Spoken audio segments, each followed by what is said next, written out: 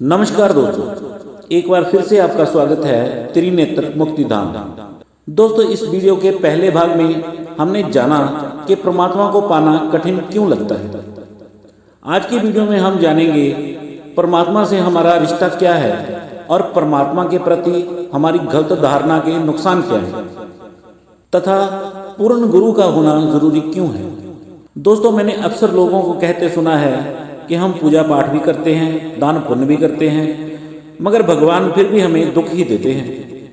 इसी गलत धारणा के चलते बहुत से लोग नास्तिक भी हो जाते हैं। दोस्तों, क्या परमात्मा की आपके साथ कोई दुश्मनी है जो परमात्मा आपको दुख देंगे? और दुख देने वाले को परमात्मा क्यों कहेंगे? ये काम तो शैतान का है। सुख और दुख मिलते हैं आपके प्रारब्ध से, यानी हमारे पिछले जन्मों के कर्मों से। इसमें परमात्मा कहां से आ गया? ये तो वह बात हो गई कि आप साइकिल चला रहे हो, बैलेंस बिगड़े, आप गिर जाएं और दोष दें कि परमात्मा ने आपको गिरा दिया। आपका पैर फिसल जाए और बोले परमात्मा ने मुझे धक्का देकर गिरा दिया। ये तो बहुत बचकानी बातें हैं। तुम्हें क्या लगता है, परमात्मा इस पूरी सृष्टि को छोड़कर तुम्हें दुख देने में लगा है? भले ही आप पहली मंजिल से कूदो या 7वीं मंजिल से, आप नीचे ही गिरोगे, क्योंकि ये गुरुत्वाकर्षण का नियम है। इसी प्रकार अगर आप बैलेंस बनाकर नहीं चलोगे तो गिरना तय है। इसमें परमात्मा को दोष देना उचित नहीं है। परमात्मा को पाने से पहले परमात्मा को जान लेना बहुत जरूरी है, क्योंकि किसी को जाने बिना उसे पाना मुश्किल ही नहीं, नामुमकिन है। मंजिल का पता होना तो बहुत महत्वपूर्ण है, मगर उससे भी महत्वपूर्ण यह है कि हम खड़े कहाँ हैं।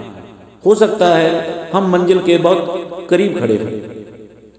परमात्मा और हमारा रिश्ता बिल्कुल ऐसा है जैसे बारिश की बूंद का सागर से है।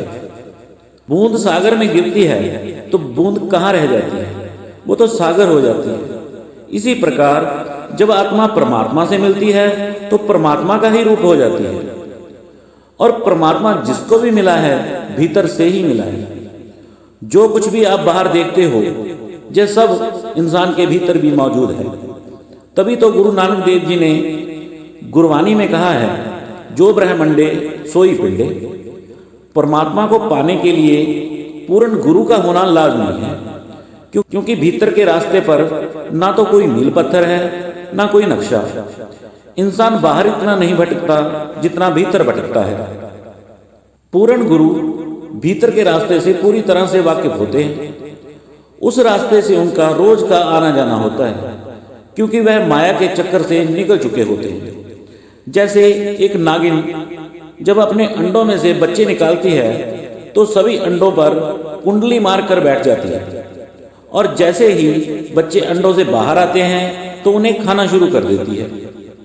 मगर जो बच्चा एक बार उसकी कुंडली से बाहर निकल जाता है, नागिन उस बच्चे को नहीं खाती, फिर चाहे वह बच्चा दोबारा उसकी कुंडली में कितनी बार भी आ जाए। इसी तरह से माया का चक्कर है। जो व्यक्ति एक बार इस चक्कर से बाहर निकल जाता है तो उस पर माया का कोई असर नहीं होता, और पूर्ण गुरु इस माया रूपी चक्कर से निकल चुके होते हैं और अपने शिष्य की इस चक्कर में से निकलने में सहायता करते हैं तथा भीतर के रास्ते में आने जाने वाली दिक्कतों और परेशानियों को पहले से ही भांप लेते हैं और उनका निवारण बता देते हैं, जिस वजह से शिष्य आसानी से परमात्मा तक पहुंच जाता है। दोस्तों, इस वीडियो के अगले भाग में हम भीतर की यात्रा और पूर्ण गुरु की महिमा पर चर्चा करेंगे। अगर वीडियो अच्छी लगे तो चैनल को सब्सक्राइब जरूर करें, ताकि हमारी आने वाली वीडियो आप तक आसानी से पहुंच जाए। तो आज के लिए इतना ही। भगवान जी आपको हमेशा खुश रखें। नमस्कार दोस्तों।